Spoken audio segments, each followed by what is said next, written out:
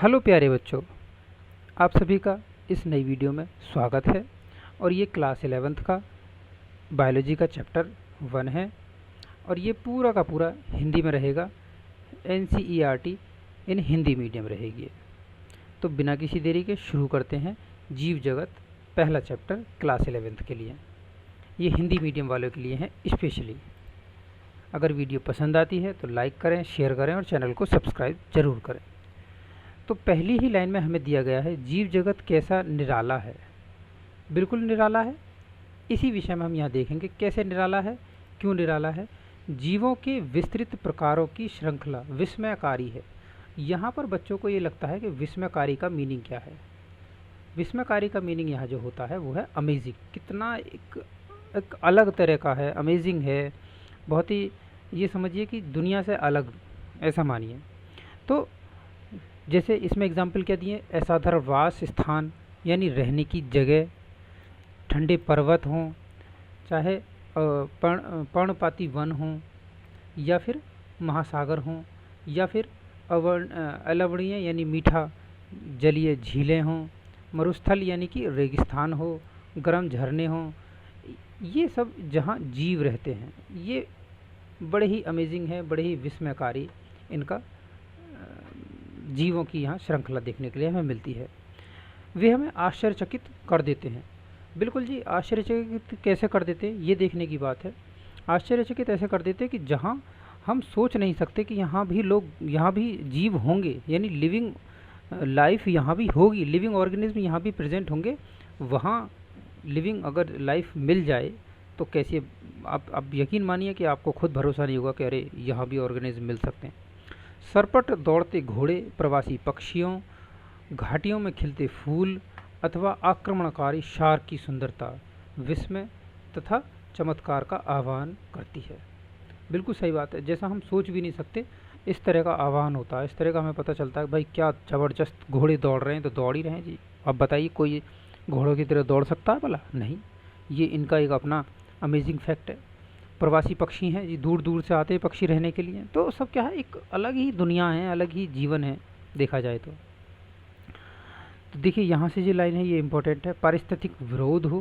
पारिस्थितिक विरोध कैसे, यानी कि जहाँ रह रहे हैं ऑर्गेनिज्म वो एक दूसरे से क्या करेंगे, विरोध करेंगे। ये उस विरोध की बात कर रहे हैं कि खाने के लिए, रहने के लिए विरोध हो रहा है। या फिर समष्टि के समुदाय, यानी कि जो मेंबर्स हैं वहाँ के रहने वाले, किसके, पॉपुलेशन की। जो पॉपुलेशन है, समष्टि का मतलब क्या होता है, पॉपुलेशन।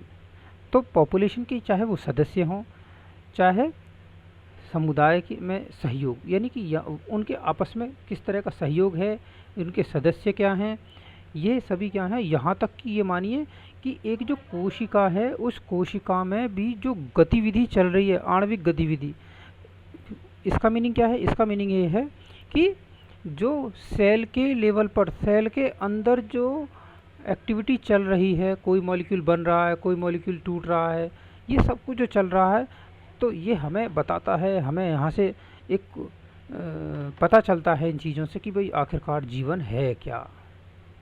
तो अब यहाँ से ये पता चल गया कि जीवन क्या है।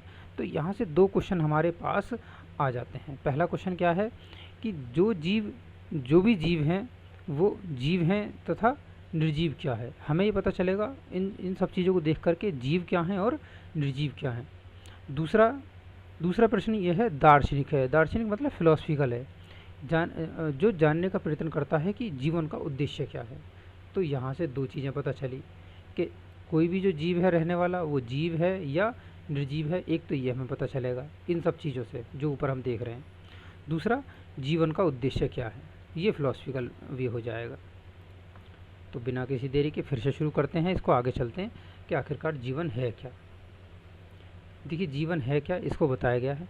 तो जीवन क्या है, देखिए कि वृद्धि, जनन, पर्यावरण के प्रति संवेदना का पता लगाना तथा उनके अनुकूल क्रिया करना, ये सब हमारे मस्तिष्क में तुरंत आते हैं कि ये अद्भुत लक्षण जीवों के हैं। बिल्कुल जी, ये जीवों के लक्षण होंगे इसी सूची में। इसी के साथ साथ क्या है, उपापचय। उपापचय को मैं बता दूं, इसको इंग्लिश में हम मेटाबॉलिज्म कहते हैं। और मेटाबॉलिज्म का मीनिंग होता है, उपापचय का मतलब होता है कि हमारे शरीर में यानी हमारी कोशिकाओं के अंदर जो भी सब्सटेंस हैं, या तो बड़े मॉलिक्यूल छोटों में टूटेंगे शरीर के अंदर, या छोटे मॉलिक्यूल एक बड़े मॉलिक्यूल में बनेंगे। दोनों ही क्रियाएं जो होंगी वो उपापचय कहलाएगी। ठीक है, उम्मीद है ये बात उपापचय की समझ में आई होगी कि चीज़ों का बनना टूटना ये उपापचय कहलाता है हमारी बॉडी के अंदर। ठीक है, सेल्स के अंदर स्पेशली स्वयं की प्रतिलिपि बनाना, देखिए जरी की प्रजनन करना, या फिर आप इसे कह सकते हैं कि जो है अपने जैसे ऑर्गेनिज्म को प्रोड्यूस करना, बनाना, ये सब प्रतिलिपि में आएगा। स्वयं को संगठित करना, यानी खुद की बॉडी को, खुद की जो शरीर है उसको संरचना देना उसकी, ये रहेगी। प्रतिक्रिया करना तथा उद्गमन आदि को भी जोड़ सकते हैं, यानी कि किसी कोई चीज़ हमें मार रहा है या कोई चीज़ हमें ये लगा लीजिए कि हमें खतरा है किसी चीज़ से, तो उसके प्रति हम क्या करेंगे, प्रतिक्रिया करना। तो ये सब क्या है, हमारे जीवों के लक्षण हो जाएंगे। अब देखिए यहाँ से एक एक करके यहाँ पर जीवों के लक्षण हो जाएंगे शुरू। तो सबसे पहला जो लक्षण आता है यहाँ पर वो है जीव वृद्धि करते हैं। बिल्कुल वृद्धि करते हैं जी। जीव के भार तथा संख्या दो में वृद्धि होती है जी, सही बात है, वृद्धि होना है। ये दोनों वृद्धि के द्वियुग्मी अभिलक्षण हैं। द्वियुग्मी कैसे कि देखिए उसमें उसका भार बढ़ेगा और संख्या बढ़ेगी, ये दो चीज़ें होंगी। अगर कोई चीज़ वृद्धि हो रही है, किसी भी चीज़ में वृद्धि हो रही है, तो वो ये दो चीज़ें करेगा। बहुकोशीय जीव कोशिका विभाजन द्वारा वृद्धि करती है। जो बहुकोशिकीय होते हैं, बहुकोशिकीय मतलब क्या होता कि जिनके पास एक कोशिका से ज़्यादा कोशिका होती है उनको बहुकोशिकीय कहते हैं। उनमें जो वृद्धि होगी वो किस तरह से होगी, वो डिवीजन यानी कि विभाजन के थ्रू होगी, विभाजन के द्वारा होगी। पौधों में यह वृद्धि जीवन पर्यंत चलती है। ये जो कोशिका विभाजन चल रहा ये जीवन पर्यंत चलेगा जी पौधों में। प्राणियों में क्या होगा, ये कुछ आयु तक चलेगा जी, ऐसा नहीं है जीवन भर ग्रोथ ही होती रहेगी, जीवन भर वृद्धि होती रहेगी, नहीं, तो कुछ आयु बाद समाप्त हो जाएगी। एक कोश के जीव जो होते हैं वो कैसे करते हैं, एक कोश के जीव भी कोशिका विभाजन द्वारा ही वृद्धि करते हैं। ये इंपॉर्टेंट है, ये लाइन थोड़ी सी ज़्यादा ध्यान रखने की बात है, इसको ज़रूर देखना हमको। तो ये चीज़ रहेगी जी।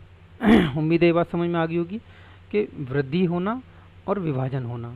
जैसे कि हम एक कोश के जीव की बात कर रहे हैं, एक कोश के जीव में क्या होगा कि ये मान लीजिए ये रही एक सेल, अब एक सेल से दो सेल बनी, तो हम तो अगर हमारी बॉडी में हो रहा है ये काम तो हम क्या करेंगे, साइज़ में बढ़ेंगे जी, ग्रोथ करेंगे। हो सकता है भार में भी बढ़ जाए थोड़ा सा इसकी वजह से। एक छोटा बच्चा है उसमें वज़न कितना होगा, और एक अडल्ट यानी 20 साल बाद 20 साल के बच्चे में कितना वज़न होगा, देखिए भार भी बढ़ रहा है उसमें, और उसमें जो सेल्स की जो नंबर हैं, सेल्स की जो संख्या वो भी बढ़ रही हैं। लेकिन अगर कोई एक कोशिकीय है, कोई एक कोशिकीय जीव है, तो उसमें तो एक ही सेल है और वही सेल दो में टूट जाएगी। अब बताइए इसमें वृद्धि ही कहेंगे इसको, इसमें कहाँ भार बढ़ गया, इसका भार कुछ नहीं है, इसका सिर्फ और सिर्फ क्या हो जाएगा कि वृद्धि, इसी को क्या कहते हैं कि वृद्धि हो गई जी, कोशिका उसमें ऑर्गेनिज्म की वृद्धि हो गई है क्योंकि नंबर बढ़ गए हैं उसके। तो ये ध्यान रखने की बात है। यहाँ पर ये बात आ रहा है कि यदि हम भार को वृद्धि का अभिलक्षण मानते हैं तो निर्जीवों के भार में भी वृद्धि होती है, ये बात ध्यान रखनी है जी। अगर हम ये कह रहे हैं कि जो वृद्धि है वो अभिलक्षण है किसका, सजीवों का, तो क्या निर्जीवों में भार में वृद्धि नहीं होती, कैसे, जैसे पर्वत, गोलशम तथा रेत के जो टीले होते हैं देखिए, उनमें वृद्धि नहीं होती क्या वो नहीं बढ़ते, बिल्कुल बढ़ते। लेकिन निर्जीवों में इस प्रकार की वृद्धि उनकी सतह पर पदार्थों के एकत्रित होने से होती है। कोई पत्थर है उसको आप 10 साल के लिए रख दीजिए तो वो अपने से पहले के साइज से तो बढ़ ही जाएगा। तो इसका मतलब क्या उस पत्थर ने भी ग्रोथ कर ली है, क्या उस पत्थर ने वृद्धि कर ली है, नहीं। जीवों में यह वृद्धि अंदर की ओर होती है, याद रहे जीवों में कहाँ होगी, अंदर की ओर होती है। इसलिए वृद्धि को जीवों का एक विशिष्ट, इसलिए क्या हो जाएगा, यहाँ से इस बात को अंडरलाइन करने की बात है कि इसलिए वृद्धि को जीवों का एक विशिष्ट गुण नहीं मान सकते। ये यहाँ पर ये बात सिद्ध हो जाती है। यहाँ ये बात कह रहे हैं कि वृद्धि को जीवों का कोई भी एक विशिष्ट गुण नहीं मानेंगे, जीवों का, ये ध्यान रखने की बात है।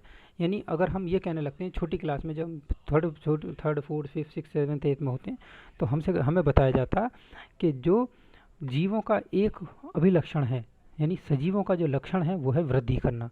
तो वृद्धि तो एक निर्जीव भी कर रहा, तो क्या हम उसको सजीव मान लेंगे? नहीं। ध्यान रहे, वृद्धि जीवों का विशिष्ट लक्षण नहीं है। दूसरी बात आती है प्रजनन करना, यानी जनन करना। जनन जीवों का अभिलक्षण है, बिल्कुल पढ़ते हुए आ रहे हैं हम कि जीवों का लक्षण है जी, सजीवों का लक्षण है जो जनन करते हों। बिल्कुल सही बात है। क्या कह रहे हैं? बहुकोश के जीवों में जनन का अर्थ अपनी संतान उत्पन्न करना है, जिनके अभिलक्षण लगभग उनके माता पिता से मिलते हैं। बिल्कुल सही बात है। एक चीज़ यहाँ और मैं बता दूँ आपको कि जो जनन होता है वो दो तरह का बताया गया है जी। कौन कौन सा है? एक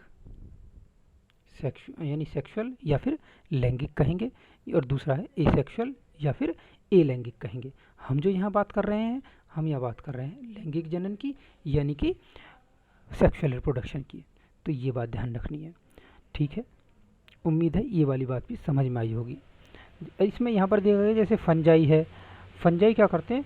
लाखों बीजाणुओं को मतलब ये ग्रो करते हैं, यहाँ से मतलब बीजाणु को जन्म देते हैं, और क्या होगा कि इससे गुणा करते करते अपनी बहुत ही बड़ी एक बहुत ज़्यादा नंबर में अपने आप को बढ़ा लेते हैं। अब बात आती है निम्न कोटि के जो जीव होते हैं, जैसे ईस्ट हुआ, हाइड्रा हुआ, ये मुकुलन द्वारा करते हैं। मुकुलन का मीनिंग क्या होता है?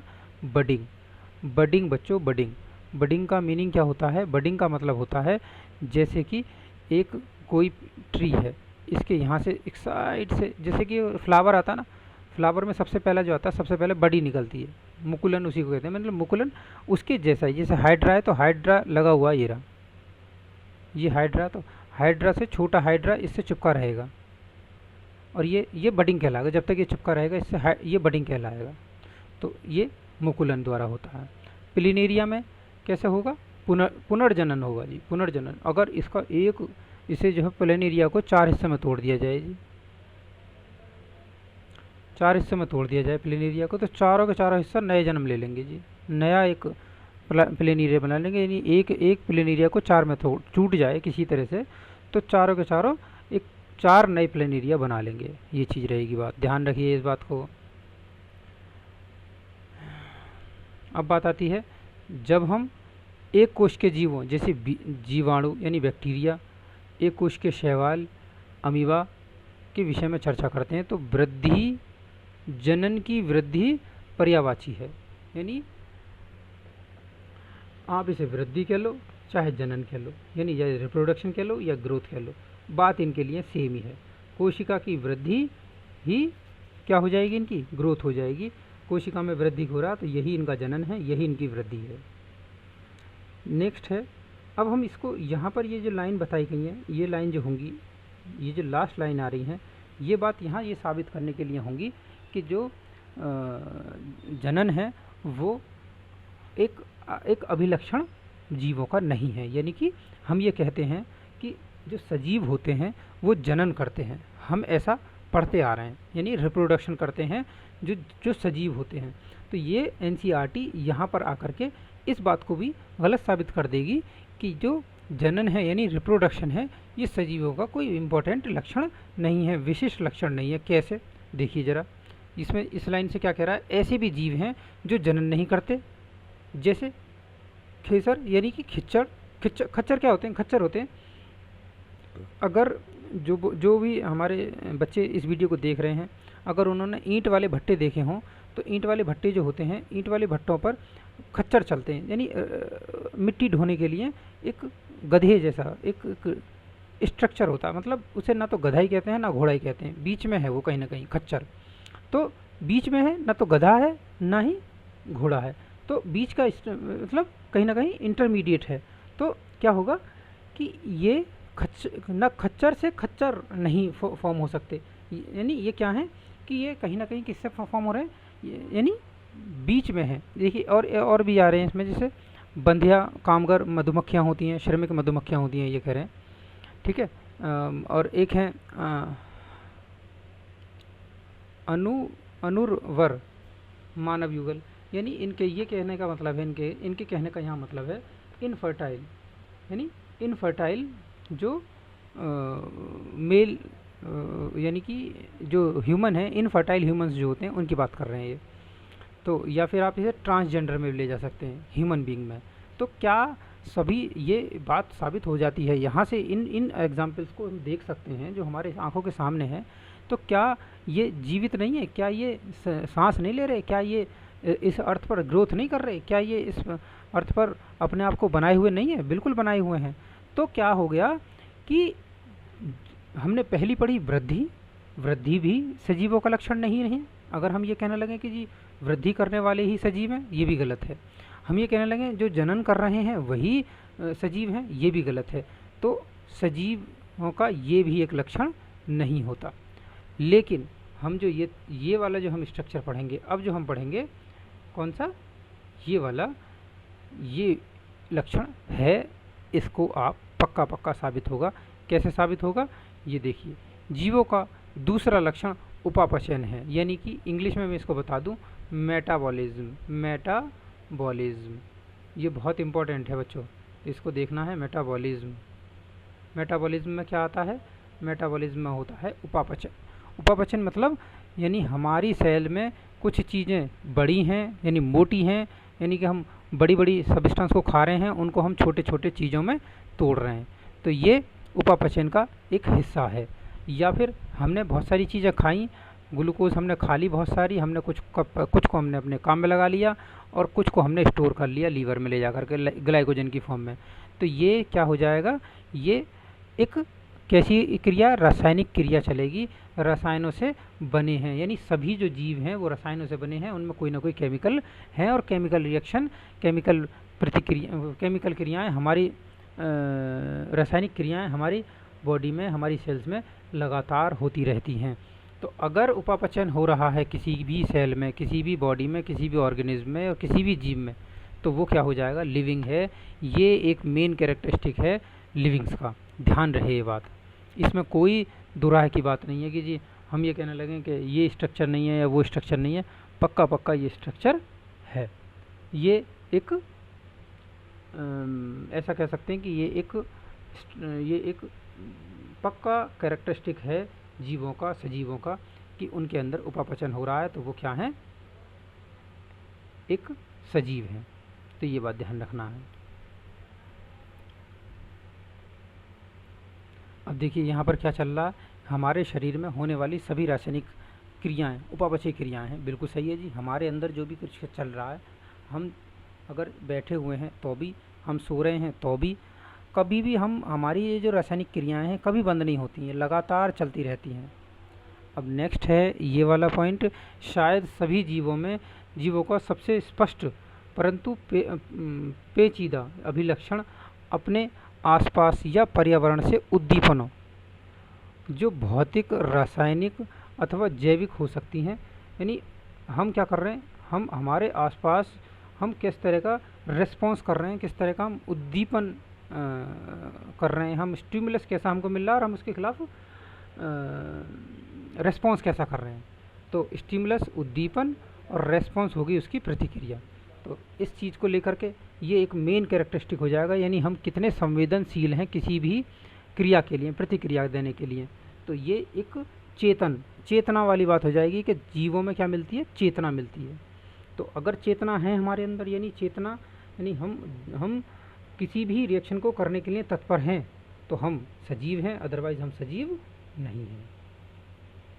एक यहाँ पर आता है कि हम ऐसे भी हम मरीजों को देखते हैं जो कि उनके जो है फेफड़े चल रहे हैं, हृदय चल रहा है, यानी दिल हार्ट उनका वर्क कर रहा, मशीनें लगाई गई हैं, चल रही हैं, इनके हेल्प से चल रही हैं, लेकिन कहीं ना कहीं वो मानसिक मस्तिष्क से क्या होगा, यानी कोमा जिसे कहते हैं, कोमा वाले मरीज जो कोमा में पहुंच जाते हैं, ऐसे मरीजों को क्या हम सजीव कहेंगे या निर्जीव कहेंगे? ये क्वेश्चन पूछा गया। तो अगर हम उन्हें देखें मेटाबॉलिज्म के बेसिस पर, तो वो लिविंग है यानी सजीव हैं। और अगर हम उनको स्टिमुलस यानी कि इसमें चेतना के बेसिस पे देखें, तो वो निर्जीव होंगे। ध्यान रहे ये बात। तो ये बात है। उम्मीद है ये वीडियो पसंद आएगी आप लोगों को। अगर ये वीडियो पर जहाँ तक पसंद आई होगी तो मैं और इसमें आगे आपसे बनाने की कोशिश करूँगा कि इसको और अच्छा बना पाऊँ। ठीक है, हम आगे अगर ये वीडियो आपको पसंद आती है, इस पर कुछ थोड़ा रेस्पॉन्स मिलता है तो मैं आगे और इसको बढ़ाऊँगा। आगे हम वीडियो में देखेंगे जीव जगत में विविधता। बहुत बहुत शुक्रिया आप लोगों का वीडियो देखने के लिए।